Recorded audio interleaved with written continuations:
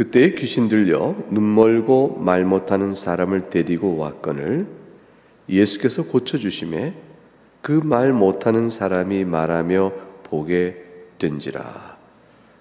무리가 다 놀라 이르되 이는 다윗의 자손이 아니냐 하니 바리새인들은 듣고 이르되 이가 귀신의 왕 바알세불을 힘입지 않고는 귀신을 쫓아내지 못하느니라 하거늘 예수께서 그들의 생각을 아시고 이르시되 스스로 분쟁하는 나라마다 황폐해질 것이요 스스로 분쟁하는 동네나 집마다 서지 못하리라.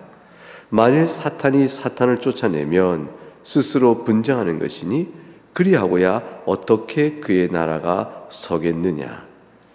또 내가 바알세불을 힘입어 귀신을 쫓아내면 너희 아들들은 누구를 힘입어 쫓아내느냐.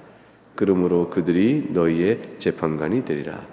그러나 내가 하나님의 성령을 힘입어 귀신을 쫓아내는 것이면 하나님의 나라가 이미 너희에게 임하였느니라.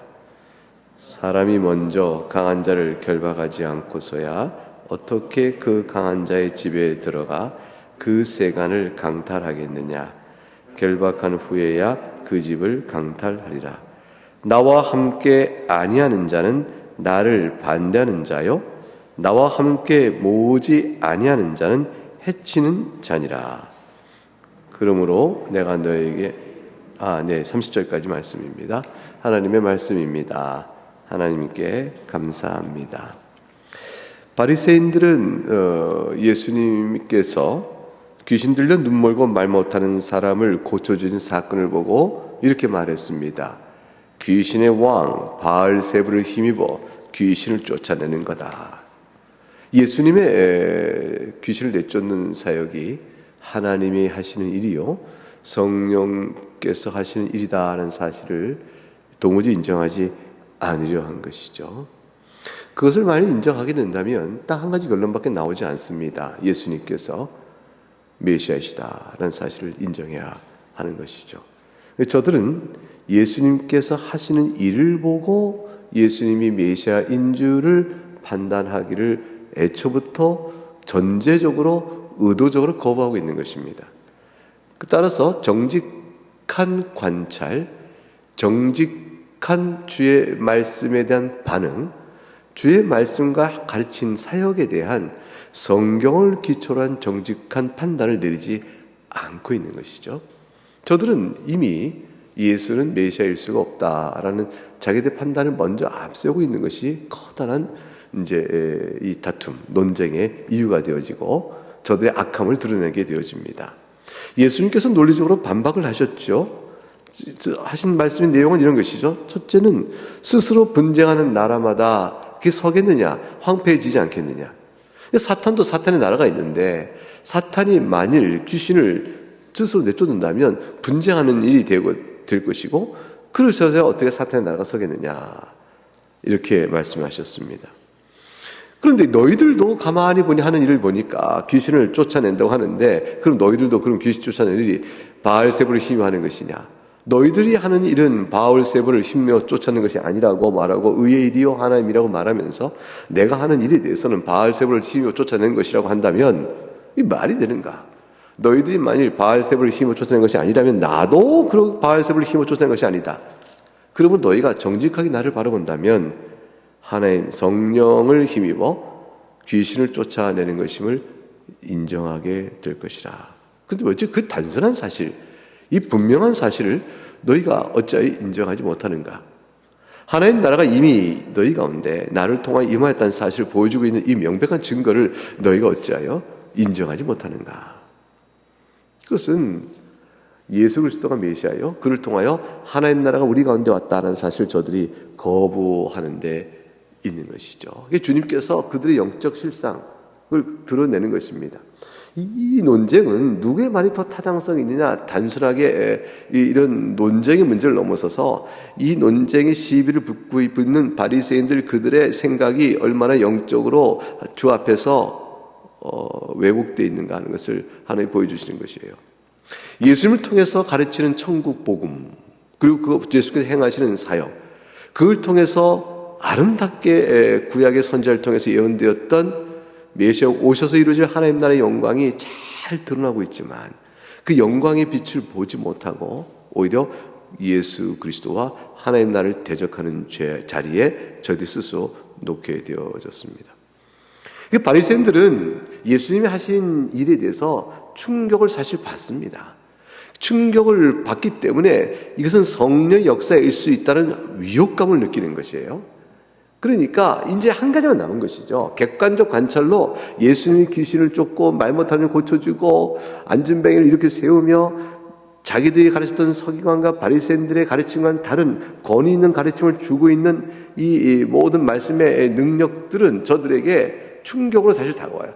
이제 양당 간의 결정이 필요한 겁니다. 예수님이 성령에 힘입어 이 모든 일을 하신 것이요, 성령의 능력으로 행하는 것이요, 따라서 하나님 나라가 이 땅에 왔다는 걸 인정할 것이냐 아니면 안 할 것이냐, 이 태길의 관점에 압박을 받고 있을 때 저들은 그냥 아니다라는 쪽을 선택한 것이죠. 고의적으로 선택을 그렇게 한 것입니다. 악의적으로 비방하는 자들과 같다. 이들은 결국은 그 뒤에 우리가 이어져 나오는 내용 안에서 성령을 모독하는 죄를 저들이 범하고 있는 모습인 것입니다. 주님께서는 나와 함께 아니하는 자는 나를 반대하는 자요, 나와 함께 모으지 않은 자는 해치는 자니라 했습니다. 주님을 처음부터 따르지 아니하고 주님을 거슬려 배반하다가 나중에 회개하고 돌아오는 사람도 있죠. 근데 지금 저들에게 있어서는 한 가지 전제가 있죠. 성령으로 하나님 예수님께서 행하신 모든 일이 명백한 증거를 저들이 압도적으로 인정하지 않을 수가 없음에도 불구하고 그 선택을 따라 예수님을 나의 메시아요, 나의 왕이시요 라고 예배하고 따르기를 거절한 채 고의적으로 주님의 하신 일을 성령의 사역이 아니라고 말하고 있는 자, 그런 자는 주님과 함께하지 아니한 자라는 말 속에 담겨져 있는 것입니다. 모르고 주님과 함께하지 않은 자는 해당이 되지 않는 것이죠.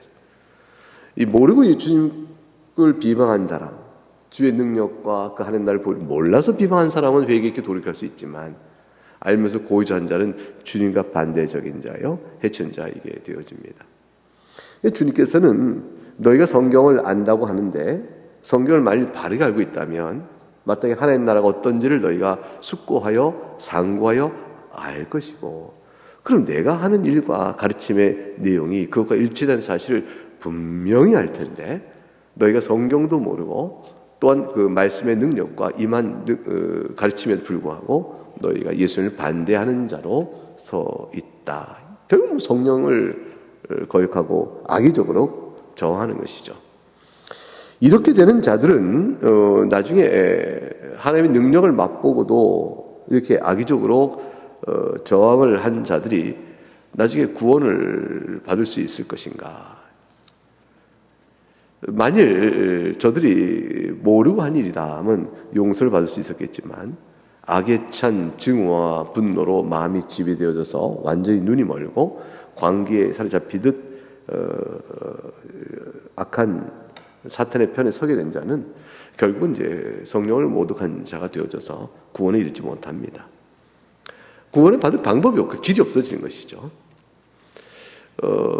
성령을 모독한 죄를 범한 자들인 것은 성령으로 말미암아 그들에게 계시되어진 하나님의 능력이 무엇인지를 충격으로 받고 부인할 수 없는 압박을 받고 있음에도 불구하고 그거를 하나님께 마땅히 돌려야 될 영광을 돌리기보다도 사탄의 영에 사로잡혀 적개심으로 대항하는 사람들, 그리고 하나님에 대한 불구대천의 원수의 자리에 서게 된 사람들이죠. 그러니까 바리새인들 가운데서 구원받은 자가 있어요. 그래서 지금 문맥 안에서 나오는 맥락 속에서 이와 같은 일을 하는 자들로서의 바리새인들의 경우가 다를 것이다 라는 것이죠. 모든 바리새인이 일반적으로 다 구원을 받지 못한다는 것은 아닙니다. 그러나 적어도 이렇게 행하는 바리새인들이라면, 또 바리새인이 아니라 누구라도 이렇게 행하는 자라면 그들에게서는 구원의 유일한 길인 그리스도를 배척하였으니 구원에 이를 수가 없는 것입니다. 이미 마음속에서 의도적이고 근본적으로 배도를 선택하고 그 안에 굳게 자기의 자리를 놓았으므로 이런 사람들은 하나님께서 그 마음에 상실한 그대로 내버려뒀다는 성경 말씀대로 두신 자들이에요. 마음에 상실한 바들 그대로 내어버리는 자, 그런 자들에게는 참된 회개가 일어날 수가 없는 것이죠. 이런 자들은 이 세상에서도 오는 세상에서도 사함을 받지 못하게 될 것입니다. 그렇게 된 자는 마지막 심판 때에 다시 구원받는 일이라는 것을 생각할 수가 없죠. 오늘의 본문이 우리에게 주는 교훈은 예수 그리스도의 복음으로 인하여 말씀이 주는 감동이 분명하거든 그걸 순종해야 됩니다. 그리고 부르심에 따라 엎드리고 감사히 나가야 합니다. 그리고 자신의 죄악성을 드러내시는 주의 말씀의 교훈이 마음에 짚히거든 은혜로 알고 주 앞에서 회개해 나가야 되는 것이고, 선량한 교훈이 내 마음에 들어오거든 그 교훈에 순종하여 하나님의 부르심에 따라 거룩한 성도의 삶을 살도록 하는 것이 또한 우리가 순종해야 될 부분입니다. 사실은 우리는 이미 이렇게 신앙생활을 해오고 있는 사람들입니다. 우리는 다 성령을 모독하는 죄를 범한 자가 결코 아니죠.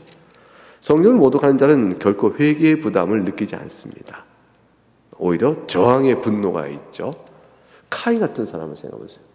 하나님을 향하여 적개심을 갖고 저항한 사람은 주의 권면과 말씀과 그 어떤 것으로 돌이켜 마음을 부드럽게 하여 회개하지 않습니다. 회개의 압박이 오면 분노로 저항하는 것이죠.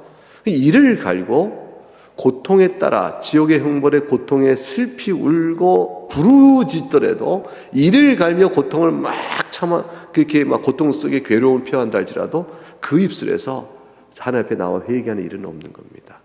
그게 이제 악한 영의 특징이라 할 것입니다. 세상도 그리스도의 복음 앞에 따라서 하나님 앞에 우리가 창조주 하나님 앞에서 우리 인간의 본분을 다하지 못하고 죄 중에 살아가는 우리의 상태를 성경을 통해 낱낱이 들어오고 있는 사실 앞에서 그들이 이러하면 형제 우리가 어찌할꼬? 라고 물으므로 돌이켜 너희가 회개하고 주 예수 그리스도를 믿으라 그러면 살리라 했던 사도행 오순절 성령이 임했을 때의 사건처럼 형제 우리가 어찌할꼬 하면 다 사는 것이에요. 다 살 수가 있는 길이 있는데 저도 형제 우리가 어찌할꼬라는 말을 절대 하지 않는 것이죠. 배척과 배반입니다. 그런 자들은 구원을 이루지 못합니다. 그럼 우리는 어떻습니까? 우리는 주의 말씀 앞에 하나님 제가 어찌합니까? 하나님 주의 말씀이 저에게 위로가 됩니다. 하나님 주께서 저를 사랑하심을 감사합니다. 말씀 앞에서 우리가 계속 하나님과의 인격적인 교통이 있어요. 묵상하면서 기쁨이 있고 하나님께 말씀을 내어드리고 마음을 내어드리고 이렇게 살아가는 일이 있죠. 이것은 여기서 말했던 바알세불 신이와 예수님이 귀신을 내쫓았다고 하는 저들과 얼마나 다른 영적 상태인가를 생각해야 될 것입니다. 그래서 우리의 영혼의 상태, 우리 심령의 상태는 너무나도 다른 사람들이에요. 세상에서 볼 수 없는 아주 특별한 사람들인 겁니다. 구원을 받은 사람들이라 볼 수 있는 것이죠. 중생의 은혜를 입고 하나님의 은혜 가운데 사는 사람들이라. 이것이 바로 우리가 받는 위로입니다. 우리는 비록 연약하여 죄를 범하는 일이 있다 할지라도 하나님께서 우리에게 회개의 심령을 주셔 우리를 끝까지 주의 낙원에 이를 때까지 붙들어 주시고 마침내 영원한 새 생명을 새 예루살렘에서 누리도록 이끌어 주십니다. 이 은혜가 우리에게 임하였구나. 저들은 저러하구나 하는 사실을 우리가 본문을 통해서 알게 되어집니다. 그러므로 이 위로를 붙들고 주 앞에서 감사합니다. 내 마음을 부드럽게 해주신 성령의 은혜에 감사합니다. 한번 이렇게 말씀을 각각 적용하시면서 이 시간에 한번 같이 기도를 하도록 하겠습니다.